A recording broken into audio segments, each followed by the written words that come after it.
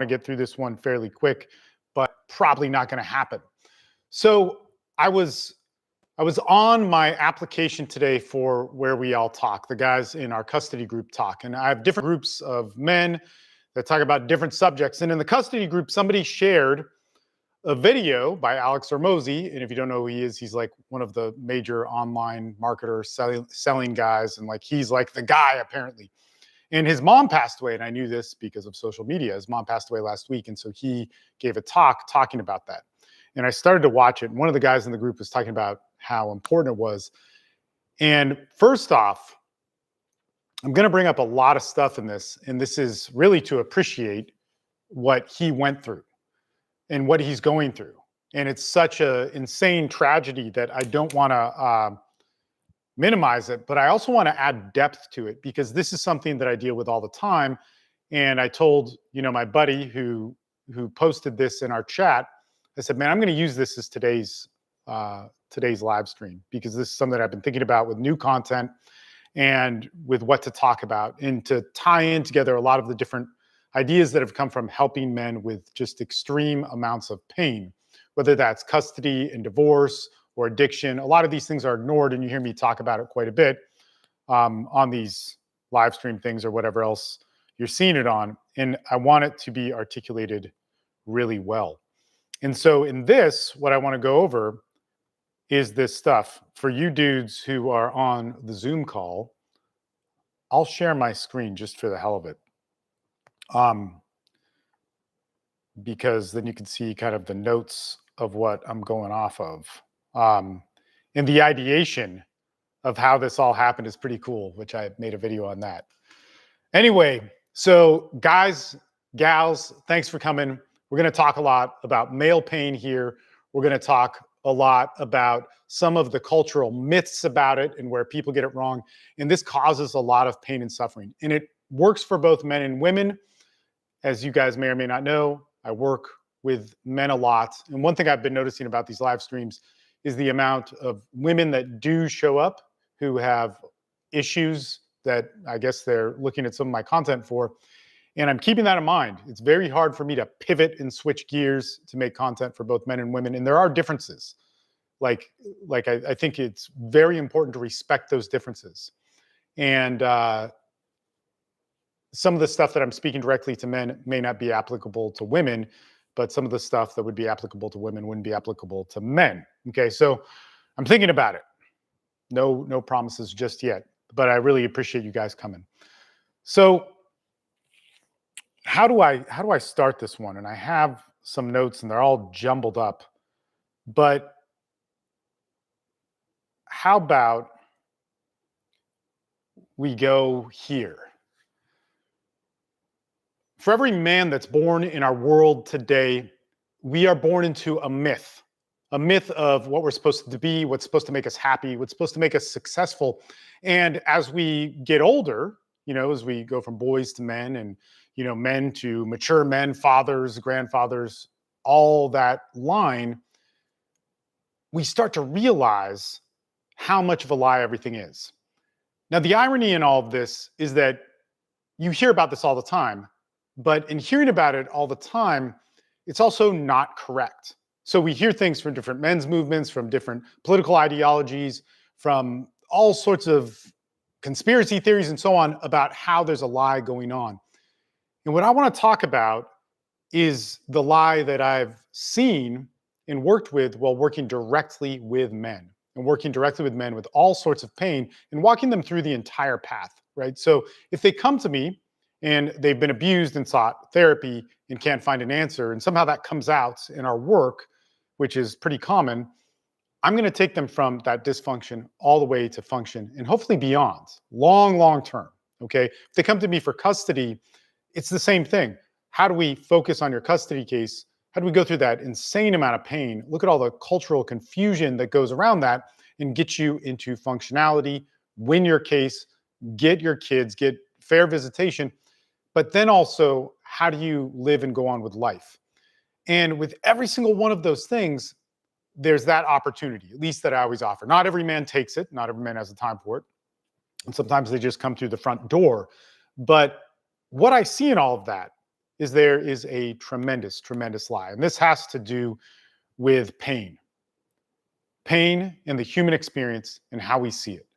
And it's a huge tragedy, I feel, of how our culture handles this and how this myth is carried out, this lie is taught to everybody that men and women go through. Okay, so pain is not a punishment. Pain is a part of our human condition. And for every great creation of humanity, every virtue, every piece of wisdom, every piece of higher thought, anything that man creates, pain is necessary in that. And I get that we hear this a lot, but there's a little bit more depth in it. So philosophy, civilization, law, the building of cities, the building of a history are all dependent upon so many aspects of the human experience, not just pain, but that is a fundamental piece of them. And I want to bring this up because I got this message today in our groups of Alex Hormozi, who's a very famous internet marketer and also a sharer of all sorts of different knowledge. And he was talking about the death of his mother, which is a horrible thing. And I started to watch it. And I started to think, man, this is so great that somebody who's very popular and famous sharing about the different virtues of grief. And we'll get into that a little bit. But it made me immediately think about my clients, my work. And it also made me think about an amazing individual, Martin Proctal, who is an author and a speaker and has probably one of the best speeches that you should all listen to, called Grief and Praise. You can find it on YouTube. And if you're watching this on the edited version, I'll put links towards it down below. And I'll put links to Hormozi's speech. But it made me think about the depth of these things. And it made me think about the lie that we're told about what grief is and our culture's inability to be able to deal with pain. It's avoidance of pain. It's seeing that it's a character flaw or something that is a horrible thing and not seeing it as a necessary component of life. Don't get me wrong. I want you to get out of pain. I want you to avoid it. I want you to prevent it. But tragedy, trauma, pain will happen in your life. And if we don't have elders, philosophy, and wisdom help guide us through, we're bound to these horrible fates that are the realities for so many of us. Okay. And so some of these would be, if our modern culture cannot exist within pain, what do we have? We have hero worship, and that hero worship is going to glorify the end result, and it's going to hide the cost. We see this all the time with war. We have these amazing, vets that are now celebrity vets, and that's great. They share a really good message, but this is an incomplete message from other veterans that I know, who the reality of war is apparent from talking to them. The truth of it is apparent from talking to them. And so then, because they're not like the hero that is heavily advertised, it is seen as their pain is a character flaw. It's a lack of some of these things that we'll talk about here, a lack of fortitude or a lack of clarity. Somehow they didn't do the right things. There's a famous saying of, I beat PTSD. Well, what happens to the people that didn't? Did they just not do the right things? Or it could be, everybody else got PTSD, but I did this instead. And these could all be great stories to share, and that person could be very proud of it. But if it's not working for everybody, what's wrong with it? It could also move into therapy as identity. And we see this all the time. Pain turns into a perpetual self-help loop, a way of, broadcasting, of being cool, of being a certain lighthouse to different people, signaling as they call it. But I have done this. I've done ayahuasca this many times in this Amazon jungle. I've done this type of therapy. I've looked deep into myself. I had one gentleman tell me that he only coaches on the really deep stuff, the real work. And I thought to him, and I thought, man, what is that? Because I would never say that, yet I've had clients that have been with me for 20 years, who've done deep, deep, deep work, heavy things. And it was just so interesting that this guy could do it in a day and a half or something like that.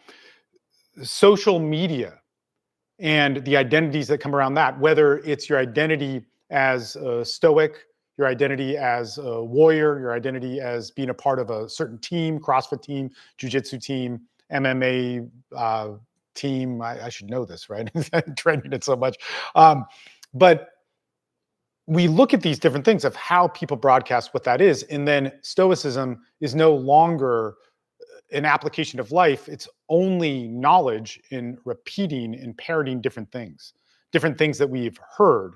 And we feel that we can replace the human experience with logic. And everybody who can't seem to do that and is affected by experience and damaged by it, they just didn't do the right things. They didn't read Marcus Aurelius enough and take away the good things.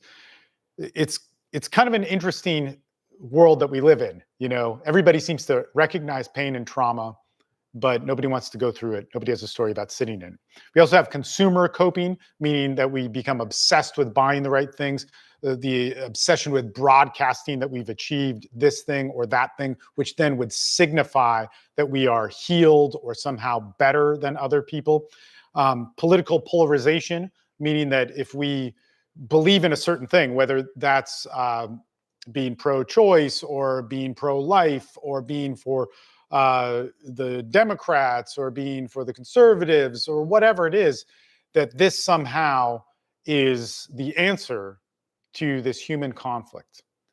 And what's interesting about all of this is all of this avoids the confrontation of your experience with something which is so valuable to the human experience, so valuable.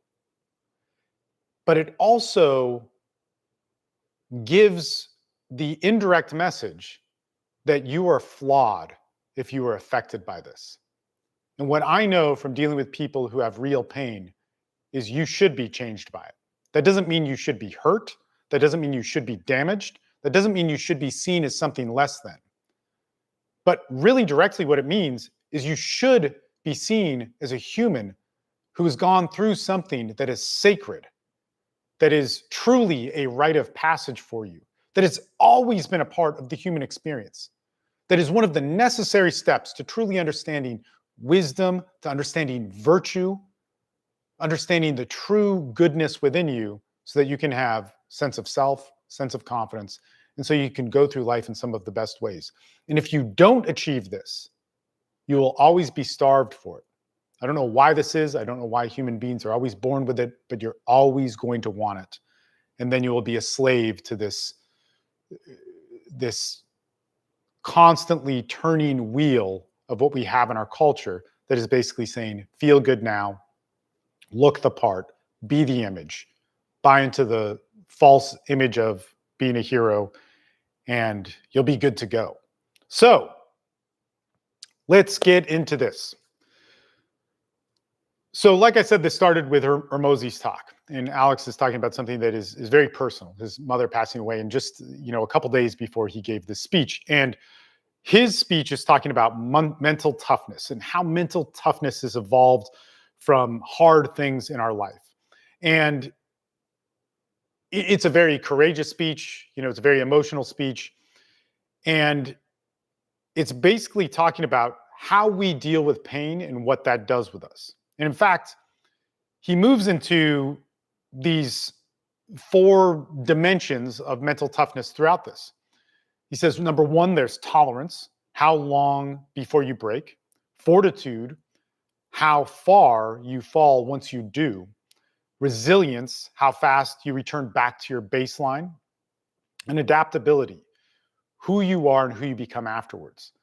And as he was going through this, Hormozi has wisdom, and especially in terms of marketing and all these different things. But I thought, man, it's so good that somebody's talking about this, but there's a more complete picture to this. There's so much more depth through going through life's hardships.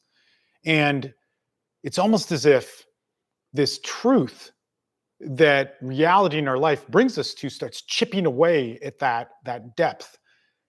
And for myself, in going through this with men just for so many different angles, for so many different years, and my own personal experiences with it, but really walking with men on this, there's more of that sculpture that I've chipped away and my groups have chipped away with to reveal what that is going to be. And what's so important about this is that our pain is necessary. Our pain is sacred, and we need to see more of it. Okay. And this is where Martin Prachtal's work comes into play. And you should definitely read his books. They're awesome.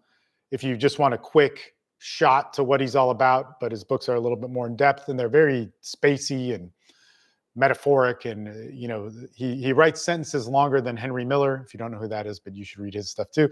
But he gave a speech about grief and praise and how grief and praise are just two sides to the same coin.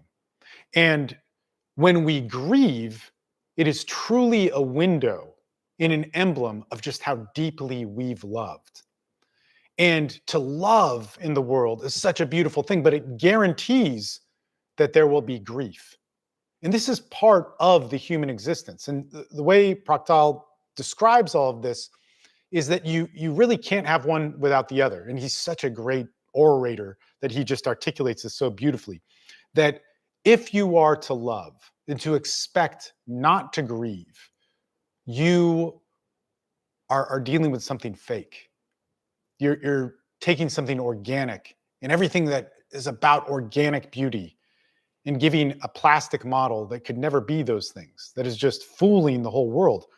And so what's so important about all of this is that these things that we're all chasing, these things that we're all virtue signaling with, like we have compassion or we have love, we have, all the different amazing things that we're all longing for. None of these things come easy. All of them take the human experience to understand. All of them take a part of us that is truly human to understand. They're not coming from something artificial. They're dependent upon experience. Now, that doesn't mean that they don't have worth in their intellect, their value of understanding, our ways of charting them out, of our ways of making them more efficient, and our ways of making them more available. But in our pursuit of making them more available, being good, being popular, being fulfilled, being the opposite of loneliness because we don't want the pain of loneliness. What do? We seek out artificial love, companionship, artificial goodness, artificial virtue, and which can never be that. And this is what's so important. And part of this is because we forget to look at how great pain is, how special it is to you, how much, yes, it hurts, how much you want to get out of it, but how it is one of, not the only, but one of the main doorways into growing, evolving, and becoming a special person. It's such an awesome thing. So back to Hormozi's structure, which kind of made me think about this. He says tolerance. Okay, how much can you take before you break? All right. My first thought in that is, well, that's not a complete measure. I get it that we look at that, right? How much can you take before you break? This equates tolerance. And this is necessary. Okay, that's good. For an immature man moving towards adulthood, that's a necessary step. We need hard times to be able to look at, to be able to understand what we can go through in our life. But at the same time, I see men all the time be served terrible pain that many people don't understand. Like when I talk about men's custody issues to people who've never had them, they'll just get over it. Or guys who went through an easier divorce. But you just can't articulate or comprehend how bad it is to be called a child abuser or a sexual abuser, and then have your whole community see you as that, go to police interviews where you could end up in prison for it. I can tell you that, but you just can't comprehend what kind of isolation and pain that comes with. When we talk about addiction, one of the things actually he brings up in his speech is like people have a bad day, and it's like they have a bad day and they lose their stuff, and then they gotta, be an alcoholic for it or use heroin or whatever. And that's actually not how addiction works. It isn't that we came in with weakness.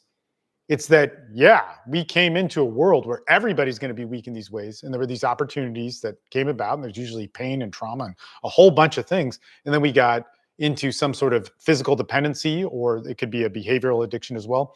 And we started moving in this cycle. And when he continued talking, he then brings up fortitude, which is how far you can go before, how far you will fall once you get that point of pain, once you're pushed past your breaking point. And so I thought about, once again, these different phases of clients I have. Okay, so let's say like a client went through the death of his spouse and this made him break. Was that a lack of tolerance there? Was that a lack of fortitude because he couldn't stop himself and needed to ask for help?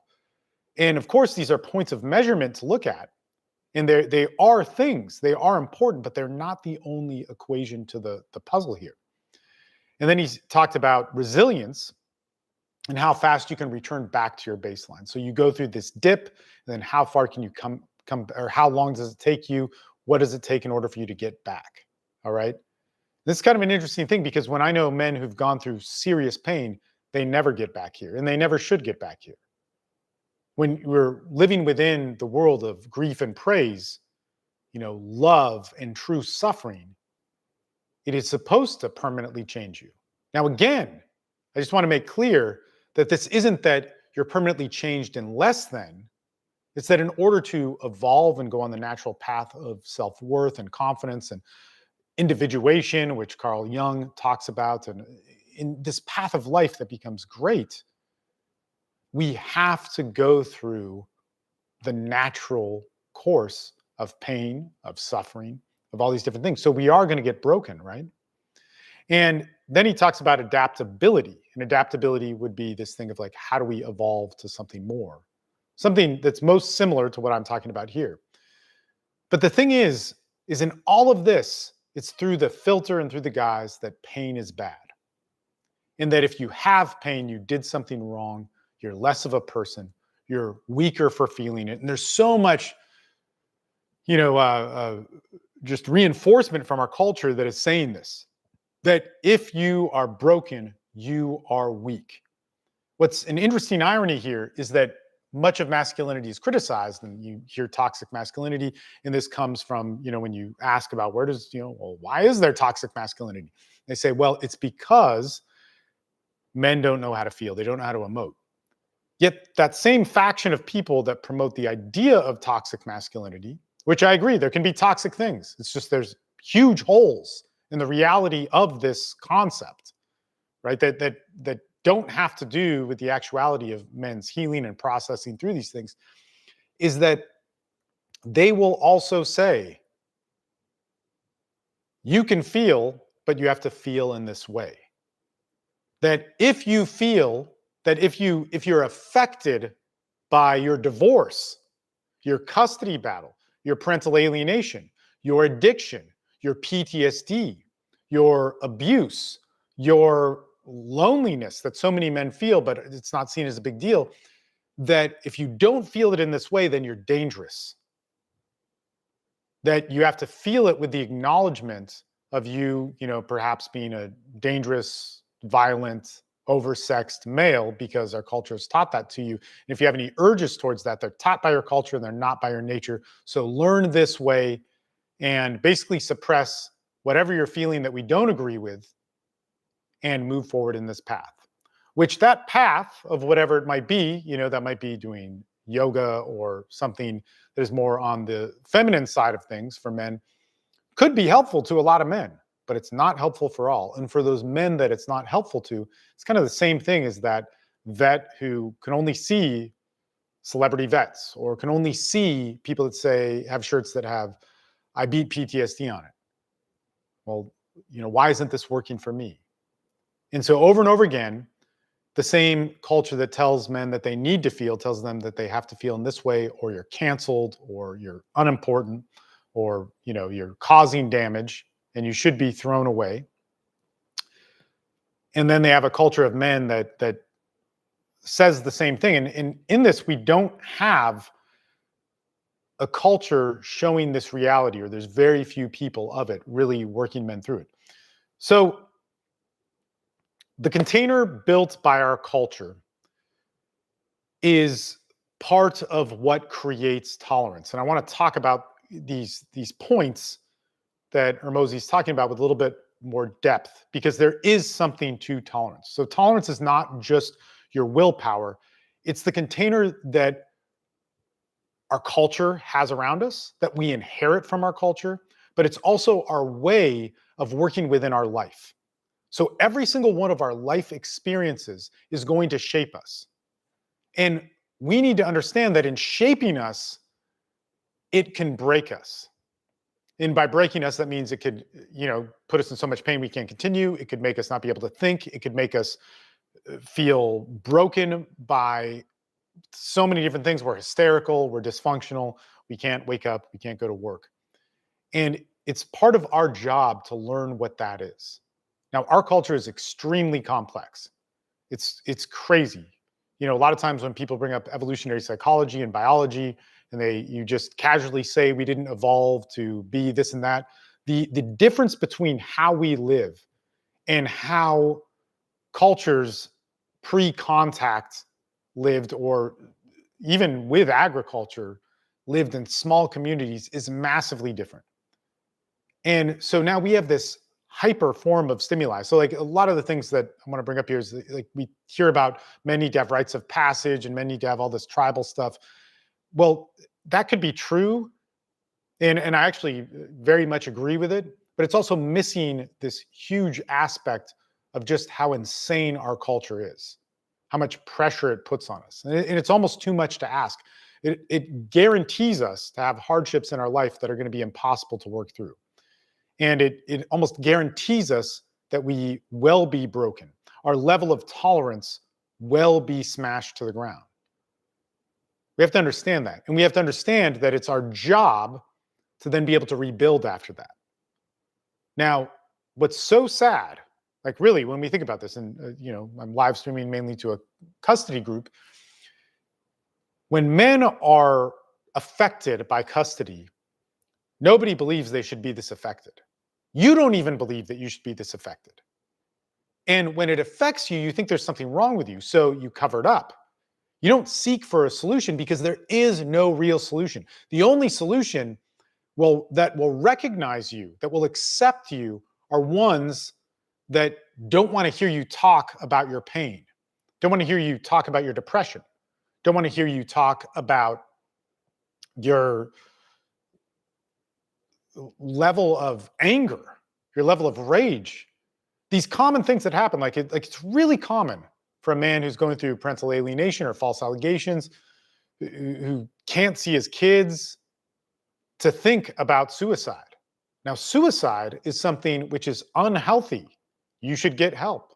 And I always think it's interesting when people, feel satisfied, I guess, by going like, if you're feeling or if thinking about suicide, call the suicide hotline.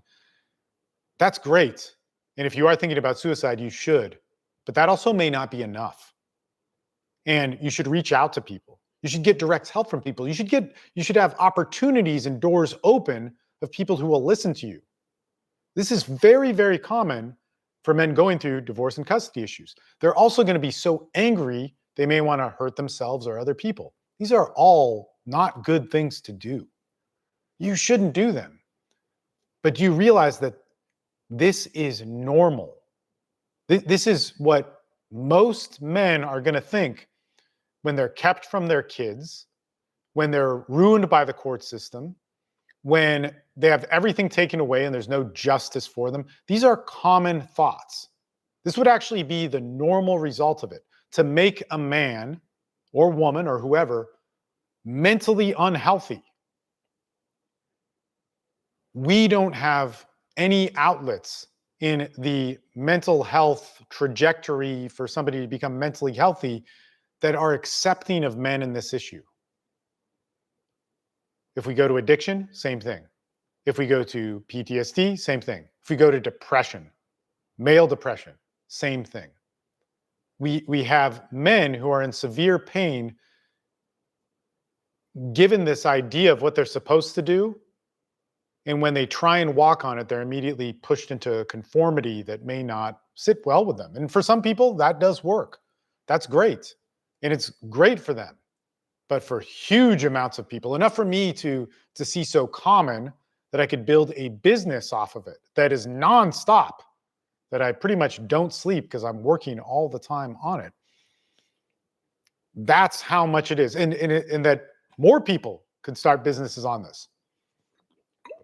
So when we get into this idea of tolerance, how much can we take before we break? Man, men are going to break all the time in our culture. They're going to break over and over again because of the general pain of that. But they are also going to not have any outlets to help themselves, to fix themselves, to be able to find answers that can work for them. And man, that is truly, truly a tragedy. When we get into the idea of fortitude, fortitude is how much, like where is that toughness that we can have to go down to the collapse? And again, in our culture, we often see the collapse of somebody is a bad thing. I get that nobody wants that to happen. I get that nobody wants to wish that upon anybody. But when we see somebody go through a dark time in their life, we often see them as somebody who is like cancerous to the world, or they have a disease that we could catch, which is just one of the most terrible, terrible ways to be able to look at people within pain. See, pain, again, the collapse of somebody, the breaking down of somebody, when somebody's going down to their depths, it's a very personal experience. And it is, from what I've seen, and again, like this is my reality. I work with men on this all the time. I've done it for 2 decades now. This is part of a path, it may not be the only path, to finding some of the greatest things about yourself. And so when we go through a collapse, when we go through a breaking down of self, it's a sacred thing. It is awesome in the sense that it is full of awe. And our culture doesn't see it as that. We see it as, oh man, that person didn't do the right thing. That person made the wrong choices. That person's an example of not living your best life, of what I don't want to be. This person is somebody that you should stay away from. And when that person is in that pain asking for help, it's also seen as, this is a person that doesn't deserve my help. Now, really think about this, because these are, just generalized concepts, right? But again, let's go back to custody. How many of you guys, when you went through this, you went to your best friends and they said, man, you got to get over it. I'm going to help you. You really need something. Man, I'm a good person helping you. But as soon as your pain was nonstop looping in your head, you couldn't get out of the fact that you couldn't see your kids or whatever your situation was, you were heartbroken, and you couldn't stop looping and they didn't have an answer for you, they shut the door on you.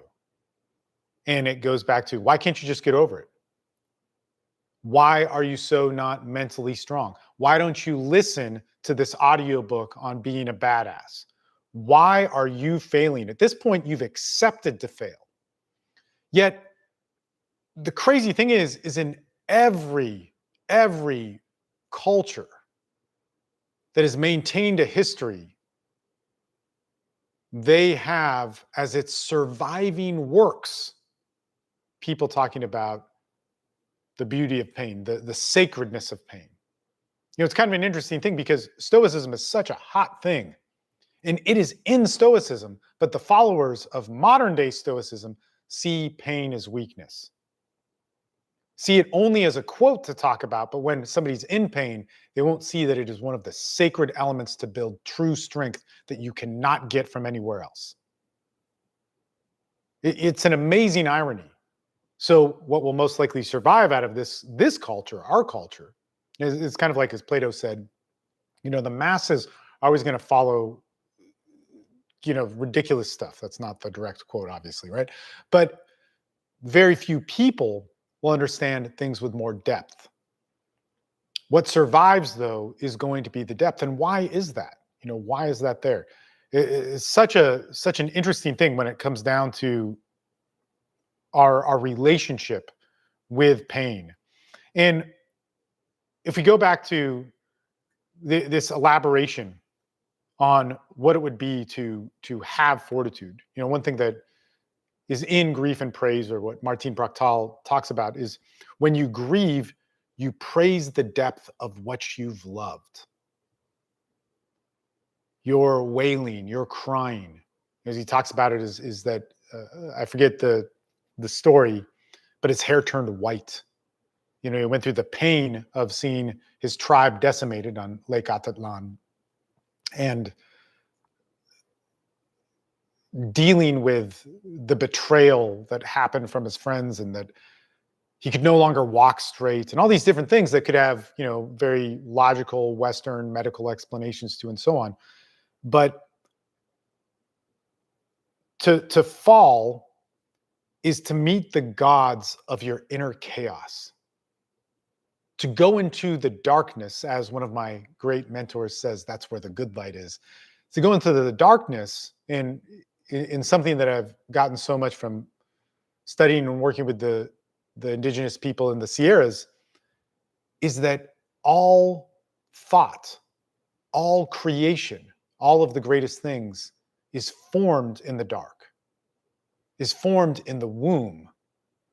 Conception happens in the darkness, and that the darkness is not seen as good or bad or even needing of light.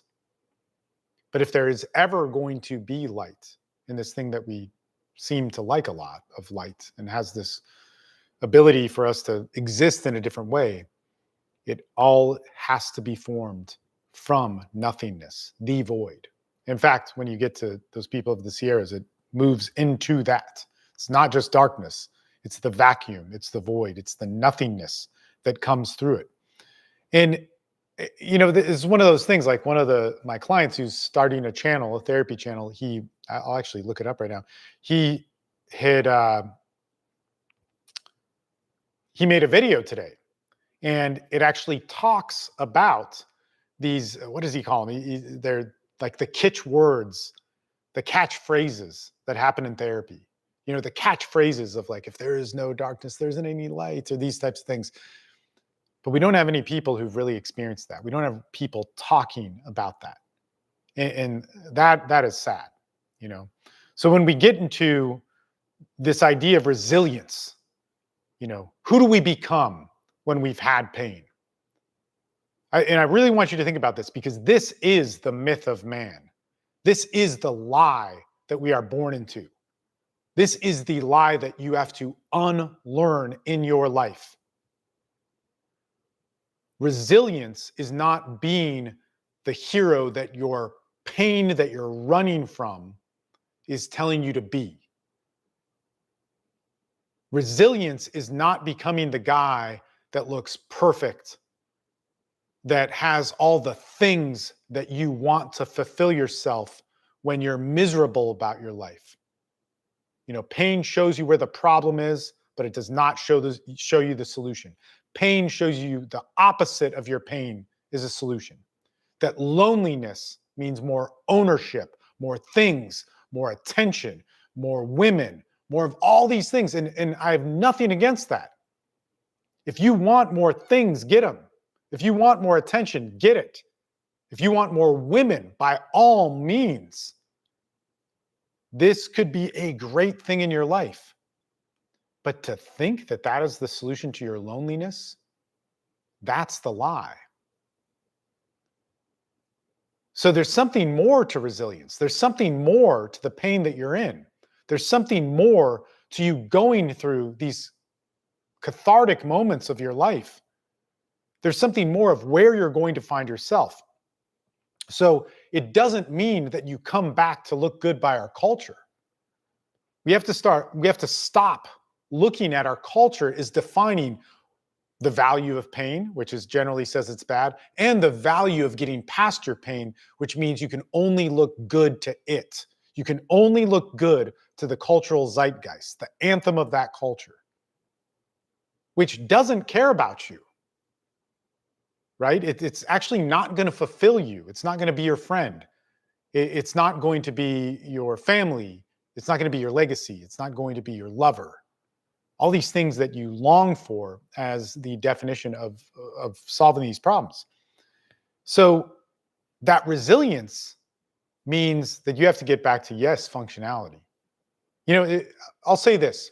You go through a major trauma. You lose your family. You become a drug addict. You get HIV, Hep C, whatever. You get all sorts of brutal things that happen to you. You go through depression and you lose 10 years of your life with that. You go to war. Maybe you're an addict. You get PTSD. You can't function in the same way. Your resilience isn't coming back to the image that you once were. Man, if I could just be how I was 10 years ago, if I could just be how I was when I was 15, if I could have my youth, if I could have all these things back before I was broken, that's going to be my resilience. Your resilience is who you are afterwards. And all you have to be is alive to have that. That's the only requirement that you need to get back to that. You need to stay alive. Now, in that, if you are still alive, but you're broken, you're confused, you're in pain, you can't function, you are going to need to do some work. But what I know from much of the pain that men have in our culture, you will be changed by it. And they hate that. They stop listening to me and they want to go listen to somebody else, right? And that's fine. But you'll always, hopefully you find it.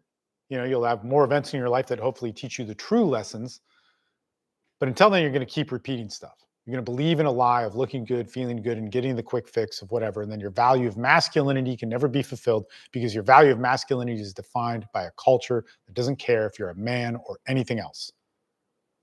It just has an image. And you miss the nature of you. So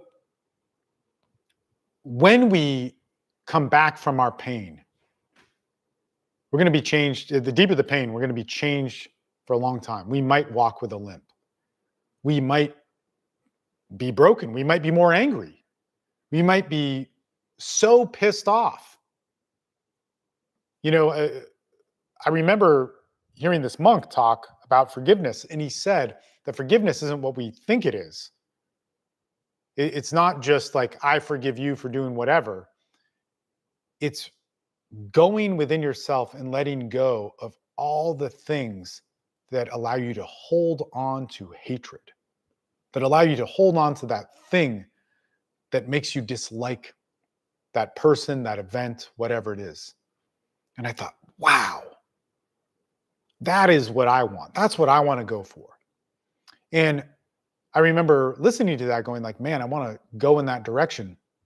And what's so amazing about at least my assumptions of that process of what he meant is that you have to go deep, deep within. Virtue isn't something cheap. Virtue isn't something that I can articulate easily. Virtue isn't something that you can just inherit by hearing my words. Virtue is something that I heard from him and chose to go deep within to find whatever that answer is. And to be honest, I have not gotten there. But that's how special that it is. And the only thing that could take me on those levels of depth to seek those things out was pain. Is pain. I'm not saying that's the only way. Perhaps there's other roads to it. But what a beautiful gift. And why do we not see pain in that way? Now, we also talk about adaptability here. And one of the things in adaptability is this is who you become after the pain. And again, our culture defines so many people as they're only worthy in our culture if they've had pain and they come back better by the definition of that culture. So they had pain, they got ruined in some sort of car accident, they're disabled in a way, but did they make money and get to have the hero story that's defined by our culture of what success is? And then there's value to their tragedy. But there is almost no worth to a value of somebody's experience, a tragedy, whatever it is. They get in a car accident, they can no longer walk, or somehow they're handicapped mentally from it. And it's just sad. And it's that cheap level social media style of compassion of going, well, they still have this, but I'm not going to talk to them. I'm not going to deal with it. I'm not going to see that there's any worth to their human experience in this. It's such a crazy thing, because what I know, and again, is we talked about in the beginning of this, pain is one of the catalysts to the most valuable things in all of human creation. Always. For as long as we've had history, pain helps us find virtue. It helps us find wisdom. It helps us create things. It helps us build things. We could not have cities without it. We could not have history. We could not have civilization without it. And again, it's not the only ingredient to that, but it's massive. And we only see it as something to avoid. When it comes to things like divorce, death, addiction, failure, these are new initiations and steps for your life. And when a lot of men hear that, they go, yeah, man, I'm going to be better. I'm going to be faster. Great.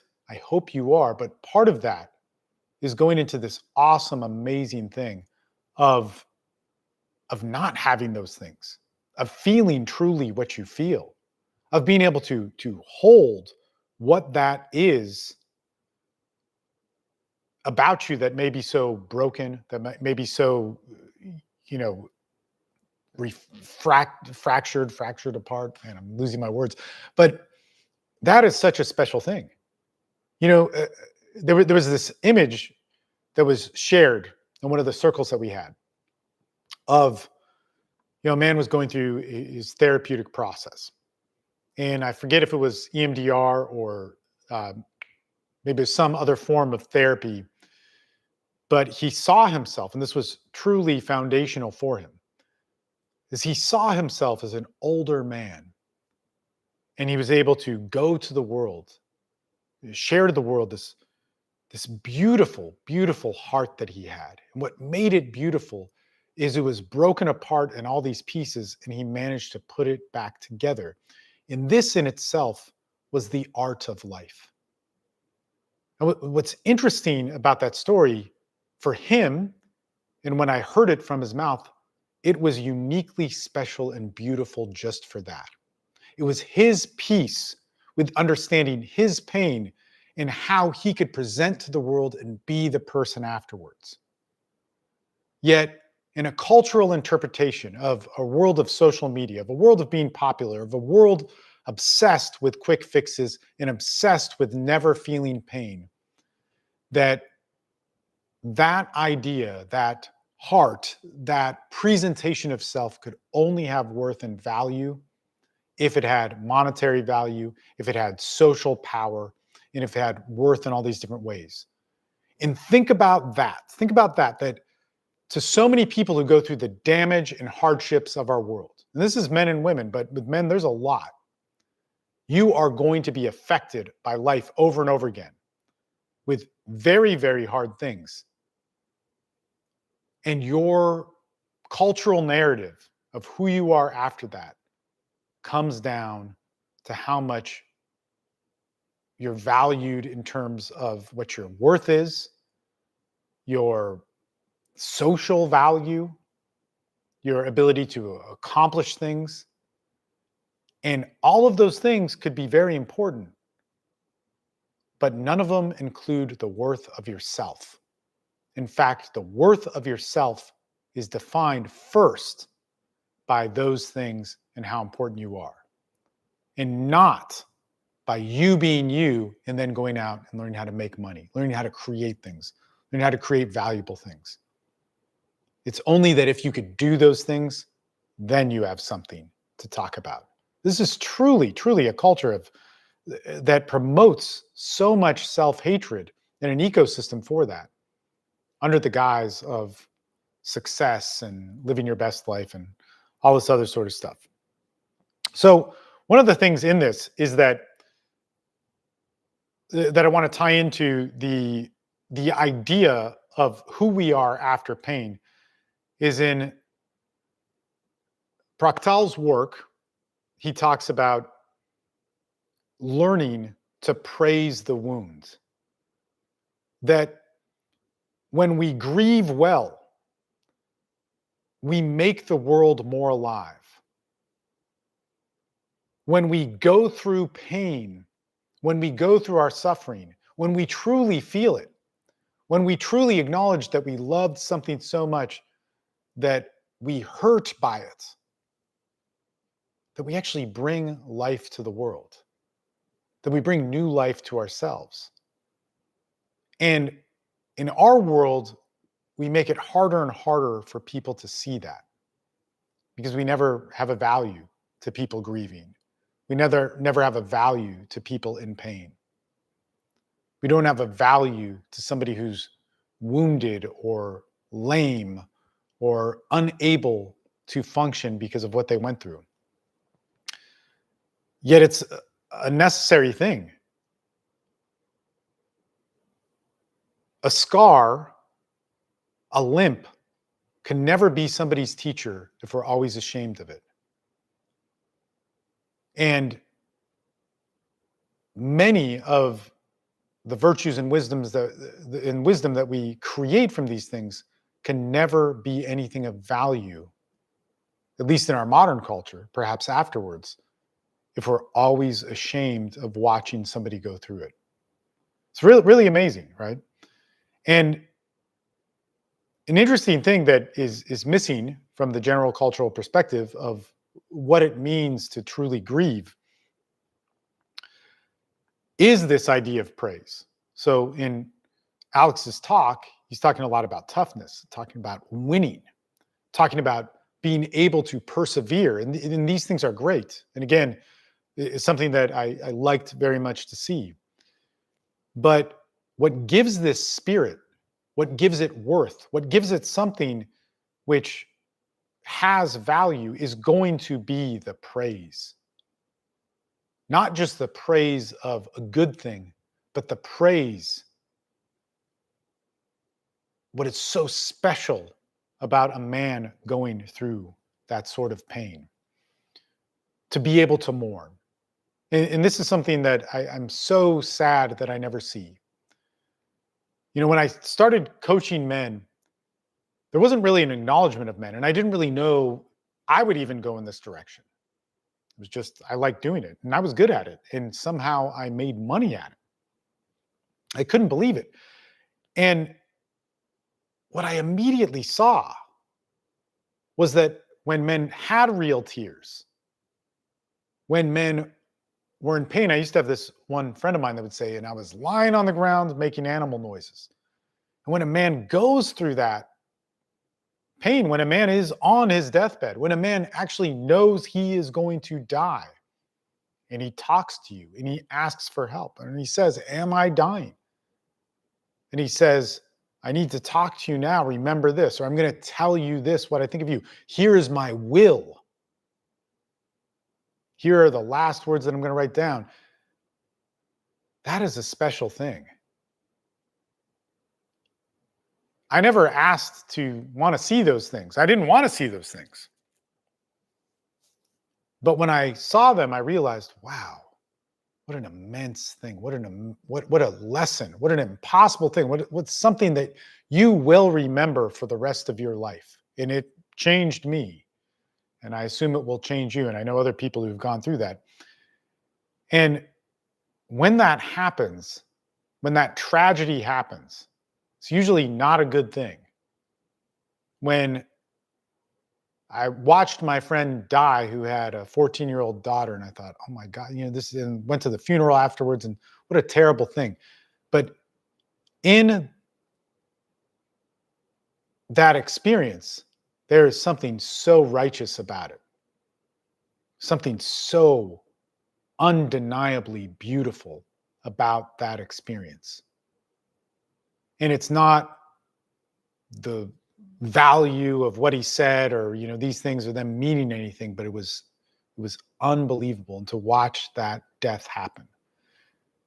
And when we go to a little bit of a lighter note, when I hear a man who cannot see his kids and he says, I don't know what to do, I'm broken, I'm all these different things, and he's crying and he's totally screwed up, and it doesn't go away fast, and he's calling me every day and he's showing up on our calls and all these different things of going through that, I want to help him and I do my best to help him.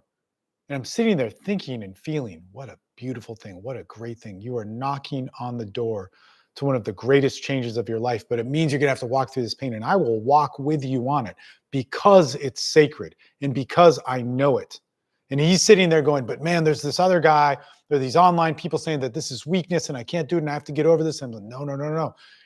Whatever. You're going through this pain. Let's just get through today. Look at me, listen to me, hear my voice. Let's take this action.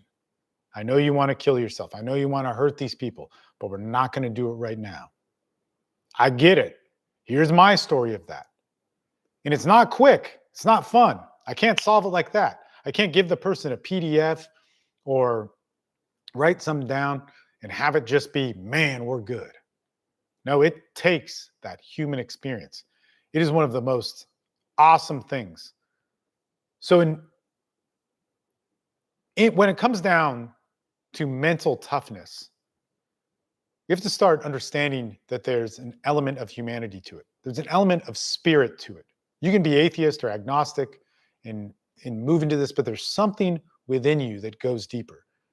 So many men that work with me on all of this process, and again, whatever entry point they come to me with, it could be sex, it could be dating, it could also be being a vet. It goes so deep that oftentimes people do find a form of spirituality with it. You don't have to, but it goes so deep that's the only thing to explain that can explain it. Guys going through custody battles, man, one of the best and worst things is their relationship with their God. It's one of the best things because it's so personal, allows them to go deeper and understand it. It's one of the worst things because usually the social element to that, church, mosque, whatever, the people from that church, we'll use that as an example because that's the most common in my groups, they don't understand what he's going through. I said, man, just get over it. Why are you complaining? This isn't the Christian way, or this isn't, or whatever, these types of things, which is such an interesting thing because this story is part of Jesus' story. The passion is the suffering. He did not get to have the glory in any social, societal form whatsoever. That's massive in his story. And again, you don't need to martyr yourself for these things, but the carrier of these great and amazing ideas of forgiveness, of finding goodness within, of living a good life, of the turning over of one's sin or pains to somebody that sacrificed themselves for something had no social benefit. Yeah, very, very, very interesting. That's a topic maybe we could visit on another one that's pretty loaded. So your life is sacred. Your life, your pain, your tragedy is one of the most special things about you. It is a window to you as a man. It is a window to your identity. It is a window to you evolving to some of the best things about yourself. It will not be easy. You can get a logical map to it. You can follow steps. But part of those things are things that are very painful. Your pain, when it is expressed, when it is felt, it's going to be encased with fear, with all sorts of wanting ways to bypass, to skip past it. And yet, to go through that and sit through that, sometimes for days, weeks, months, years, has a tremendous value. And the more that we can have a culture of men that have gone through severe aspects of pain, suffering, confusion, that have gotten past that and don't necessarily show the badge of what, the weak man, strong man is, the pained man's fantasy of what it means to be powerful is, and can actually be virtuous, be more compassionate, be more human in that, to actually be of service and help other people, to sit with dying people, to sit with people in trauma and tragedy, and to look at it and take it seriously and give life back to somebody who's transitioning, whether it's a death of self or a literal death. When we can build a culture that has that, we can stop sharing this myth of what male strength is and what male toughness is. And we can walk through problems in our lives and know what to do. We could stop spreading false answers and solutions to other people. And man, it'll make a better world. We have a world where there's a lot of pain. In order to be popular, you're supposed to do ridiculous stuff and be famous. In order to have worth, you're supposed to be seen by many people and validated. In order to be a beautiful woman, you, get fake eyes and plastic surgery and all this stuff. And you can do all that. And that should be a great, great choice.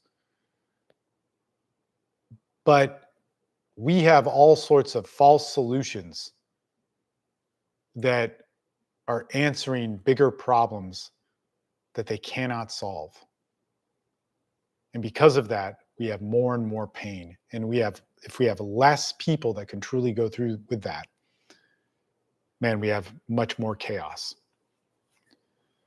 In any case, this was an interesting one.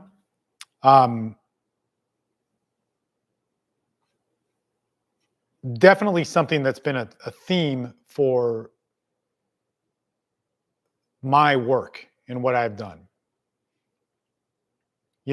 For much of the advertisement and all that stuff of what I do, I could pinpoint things. And you have to get good at marketing. You go, man, help you win your custody. Or if you're going through addiction and been to multiple rehabs, if you've experimented with plant medicine, we can help you get to a safe and common ground. You point out these problems so that you could get exposure, and then you're working with the algorithms. But if I were to talk about my experience, it wouldn't be any of that stuff. If I were to talk about what it was and is sitting with men, with people who have dire issues, and then going to figure out a way to help them. It's kind of crazy when I think about it, because when you get to custody, nobody has any information on that. Or there are some, right? And man, thank you for those few people that do it. But when I think about it, like, how did I figure this out? I was not made for it. Like, what the fuck? Yet, I am somebody that did. I'm one of the few people, and that like, I can prove it, that there are many men who have come to me in one custody of their kids. Like, this is supposed to be impossible. But man, all I was doing was helping people with pain. That was the thing. And that's all I care about. So, man, let's get into some of this. YouTube is blowing up. Thank you guys for sitting through this. I know this was a different one. I plan on doing it more and being more and more articulate with these ideas. I know them well, but maybe not for this audience. So first, let's go to YouTube, and then I'll go to on what you guys say. So pain defines who you become. Also sounds like Joseph Campbell's The Hero's Journey. Acceptance is the first step to face pain. The 3 bridges towards pain: emotional, mentality, and spirituality. I welcome the change. What doesn't kill us makes us stronger. Faith is key. Man, I gotta share this really quick. My friend John, he's a therapist, and he sent me some content today, and he might get mad, but I'll play it. Let's see. Gentlemen, this will be a new video in a debatedly new series. Consider this part one. It's going to be eloquently titled Buzzwords That Piss Me Off. So this applies both as a person who... Okay. So I don't want to throw him under the bus too much, but buzzwords that piss him off. And so this is one of these things, like this is one of the sad things, like Joseph Campbell came up with so much. And just the fact that Apocalypse Now was based on that, because when I was a kid, I was so into filmmaking and all these sorts of things, and watching Hearts of Darkness, which is the documentary about Apocalypse Now, and all this stuff with Martin Sheen and him being drunk. And I met him. I've actually, I don't want to say I've been around Martin Sheen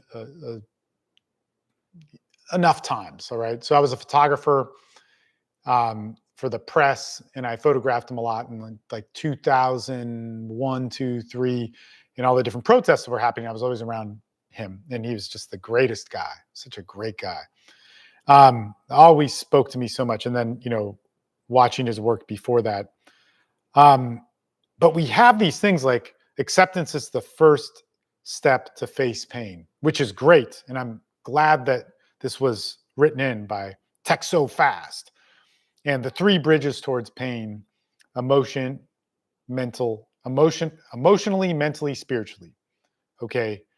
People saying, I welcome the change. These are all great things. What doesn't kill us makes us stronger. Faith is key. No pain, no gain. Do you know how much, like, so in 12-step groups, there's oftentimes these sayings, right? So it works if you work it, and it won't if you don't. Man, keep coming back, whatever. There's so many different things. Work, right? And they're oftentimes posted on the walls, right? Which, can seem kind of odd. But especially when I was a kid, you could still smoke in meetings. So they were all yellowed and screwed up in these crazy Alano clubs in California. So anyway, when social media started to come out and started to talk about these things, like acceptance is the key, I'd be like, man, I lived by that. I sat as an addict trying to get clean, latching onto those words. And when I realized people were saying them without that same depth or meaning or responsibility, and it was just to kind of like broadcast that they had enlightenment of some kind, I was like, man, that is so weird. And then as time goes on, you see actually how toxic it is, because it teaches people to completely bypass such an amazing history to some of these slogans. Like no pain, no gain, to somebody that actually goes through pain means something totally different to how we use it today, which is so effed up. Somebody's in pain. Somebody has a real problem. We say, man, bro, no pain, no gain. You'll get past it. Later, I'm not responsible. Like, and as human beings, we evolved for whatever reasons, right? We shaped socially for empathy to be massively important. And we walk by 1,000 people every single day that we're not supposed to interact with, which I do. You have to, right? You need the boundary. In fact, boundaries and borders are completely unnatural in primitive culture.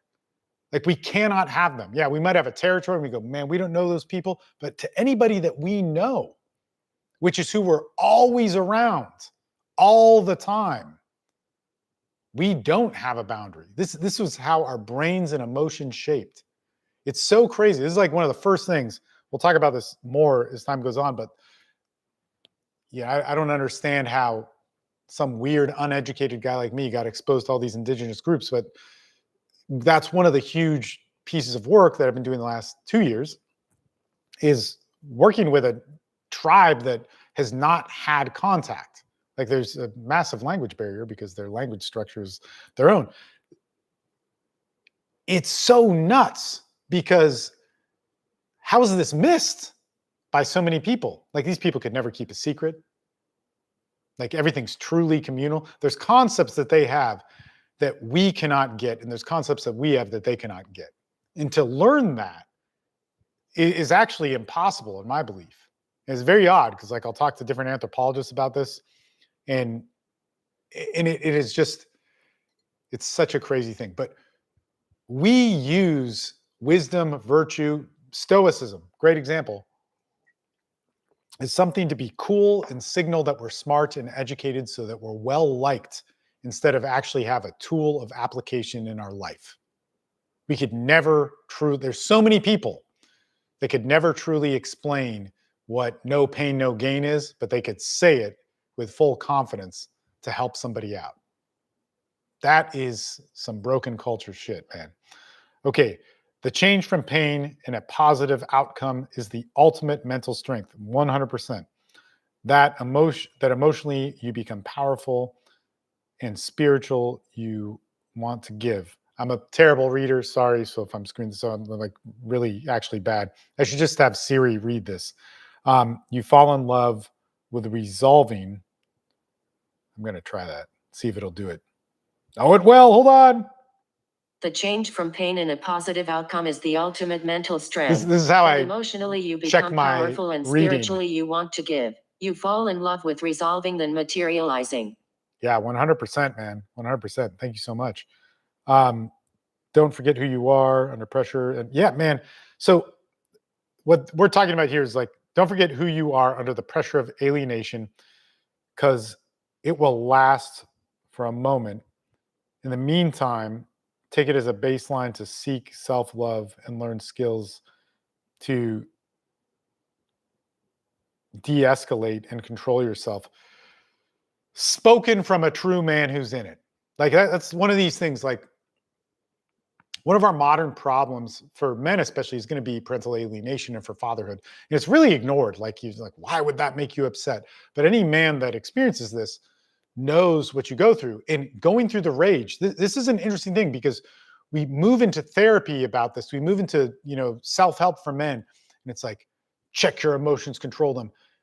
What this man is talking about, and I'm sorry, I don't want to misrepresent you here, but this is my interpretation of what you're saying, is that you go through such massive swings.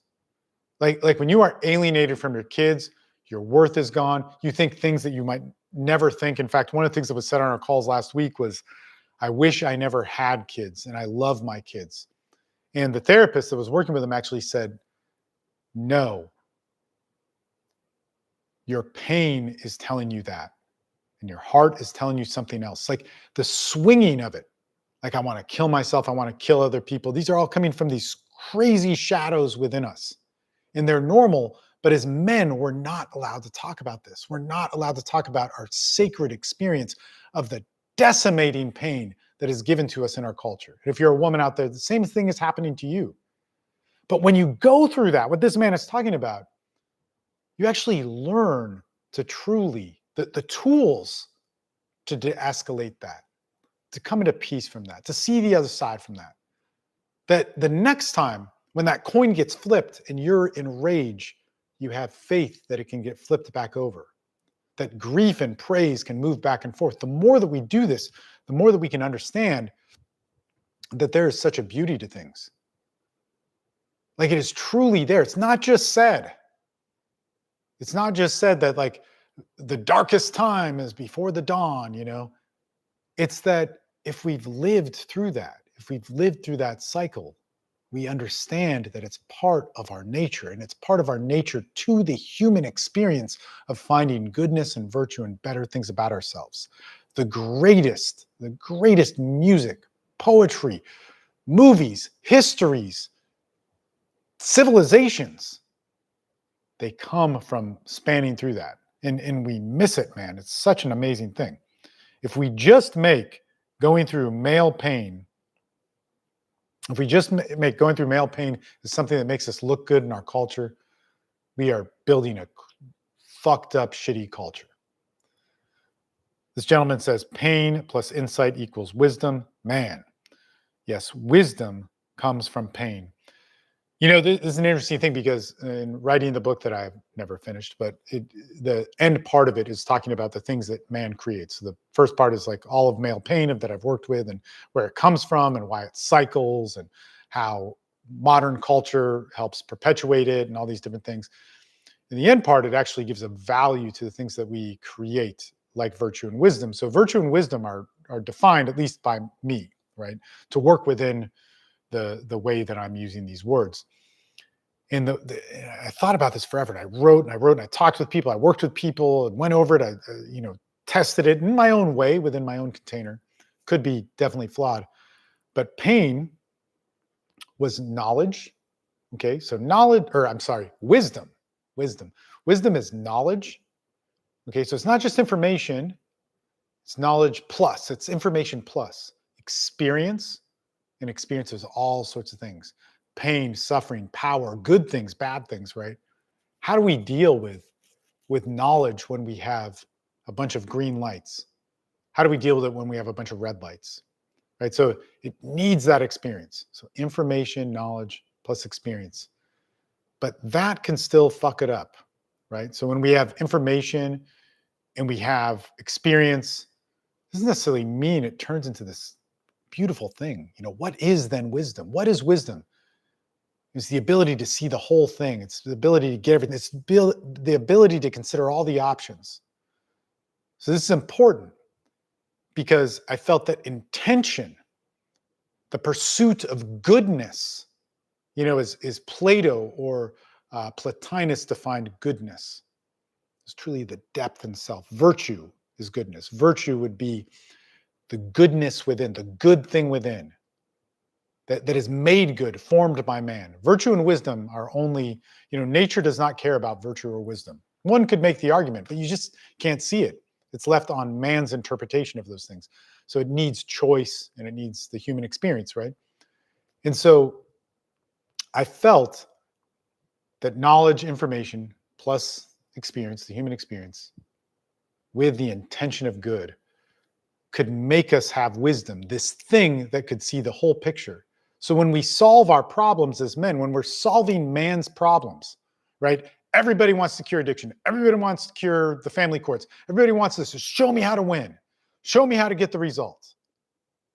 Which, as I'm telling you guys, I kind of cared about that. I wanted it for myself. But what I always wanted were these gems of wisdom or this human thing that we could work through. That's what I always wanted, right? And if we solve these problems that men have and women have, if we solve them without wisdom, we just solve them for our generation. And we'll do the exact thing that feminism did. Now, feminism has many good qualities. I'm not against it. Like, women should vote. Women should be able to work. There's so many good things that came from it. But it also didn't check the anger that women had towards men. It didn't give an ability to get through that. It didn't give an ability to check power when it was given and used inappropriately. In fact, if I'm critical of anything it's like, well, feminism has the problems, you're seen immediately to shut up and not talk, like you're not allowed to have it. And then on the men's side of things, if I'm like, well, the men's movement doesn't really help. What?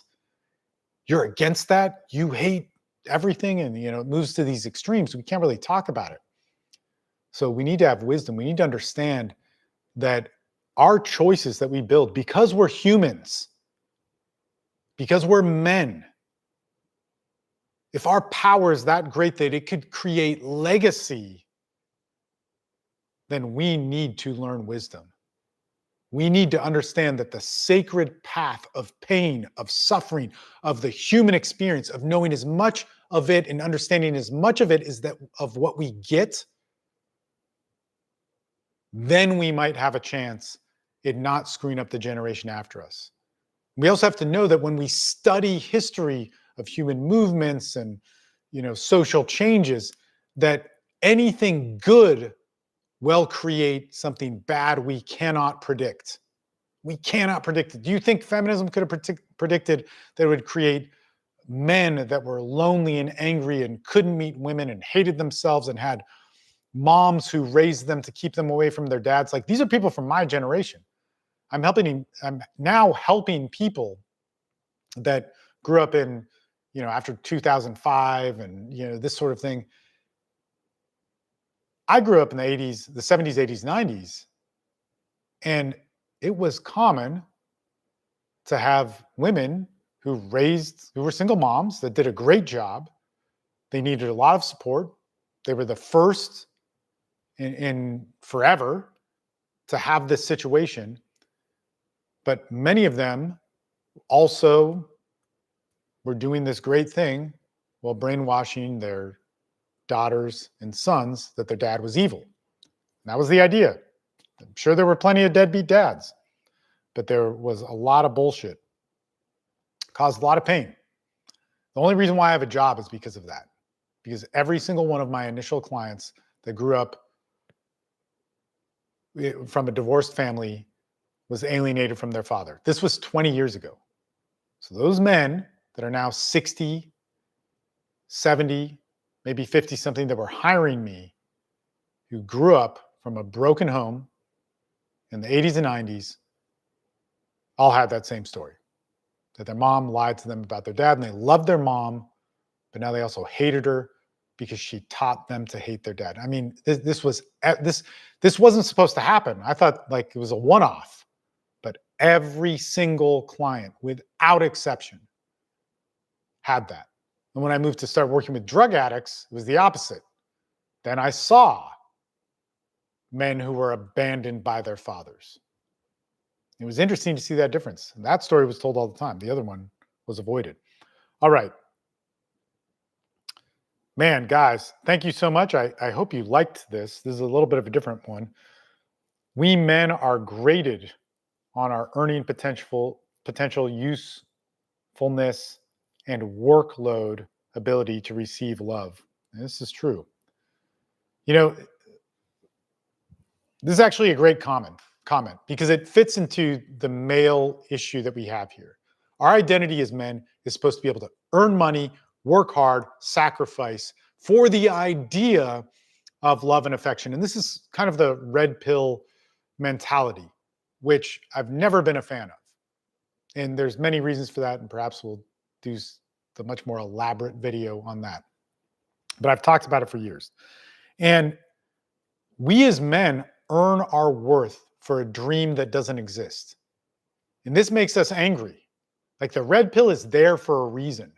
It's not because we're just men that wanted to be angry, because the patriarchy taught us this. It's because we have been screwed over and there's no answer. And we were sold a lie. The problem is most of the red pill is also selling you a lie that money, sex, power will solve it. And there's no actual solutions for the actual problems they cite. The only solution would be dating, which is kind of all over the place, like dating and sex, like find power, get women. And then there's not really many examples of that, right? And there are some, but they're not realistic, and it's not a map that people can follow. Like that was one of the interesting things about pickup is like what became the distilled version of the truth of that, right? What became the distilled version of the red pill? And it produced a lot of sensationalism, a lot of pissed off people, a lot of false solutions. And you could argue all day long that, yeah, money, sex, and power get you attention, and that if you're a loser, you don't get attention. But is our worth graded by just those things? And man, here's the reason why I never believed in the red pill. I mean, it's pretty obvious to me. Before that ever existed, I lived and made money off of my ability to be good with women. I already had it. I had all the power that they said you want. Like, this was my life. It was like, okay, well, yeah, okay, I've got that. In terms of like alphaness or whatever fighting stuff, I had done all of that. And I had been seriously hurt, and I've seriously hurt people. I remember I was talking with this guy about PTSD, and he had served in war, and he was talking about killing somebody. And I described the process of what it is like to bring somebody to the point where you're going to kill them. Don't ask me how I know that. But I described it. When I described it, he got really upset, and he said, man, stop talking about it. Stop talking. Why are you saying this? Like, how do you know this? And he got really angry. And my whole point was telling him, like, look, this is a part where we have to explore. Like, I know that because I've experienced this. Like I've done those things, and it's empowering. It's hurtful. It's all these things. It's a righteous experience. And it was such a special time and a moment because for the first time, like he had known other people who had done this, but for the first time, he was able to talk about it. It's not just that talking about it was the important thing, but to see that there was a side of him that actually wasn't evil. We could talk about the process of what it's like to hurt somebody and have them beg for their lives. So I knew power, and what they said was power. These things happened in my life. And they make you feel all sorts of stuff. But thinking that's going to solve why you feel like a bitch and your wife left you or whatever, that's not true. And that's one of the problems with the red pill. All of those things of making money, having power, being dominant. This is not why, this will not solve why you have the hurt you have.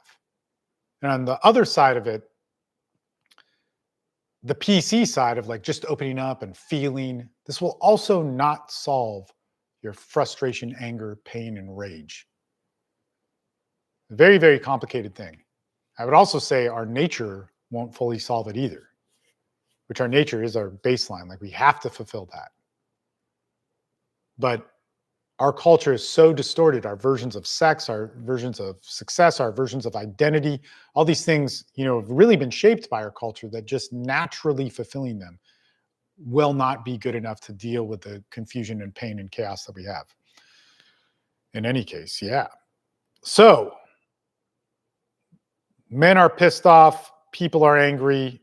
There's a lot of tragedies. There are a lot of tragedies in our world, and we're going to have them. In the existence of humanity, there's no shortage of them. And see them as a part of your path. And that would be one of the most important things. See them as something that is a step, a step that doesn't feel good, a step that you want to get past, but don't go backwards. Because if you go backwards, you'll just stay in that pain. It'll become a seed that's germinated by whatever false bullshit you're putting on top of it, and it will grow into a big ass plant that you can't get rid of. So pain, suffering, tragedy is a terrible thing.